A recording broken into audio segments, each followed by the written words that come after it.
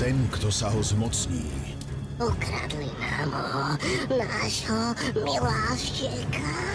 bude vládnuť všetkým. Máte len jedinú možnosť. Ten prsten zničiť. Naše nádeje sa upierajú dvom malým hobitom. Odveký boj dobra a zla znovu ožíva v príbehu legendárneho prsteňa. Najväčšia bitka nášho veku. Ak to má byť naša záľuba, tak chcem, aby sme pripravili taký koniec, čo bude stáť za spomienku.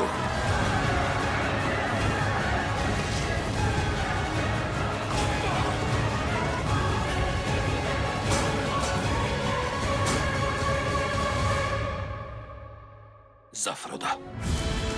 Pán prsteňov. V piatok o 20:30 na Dajto.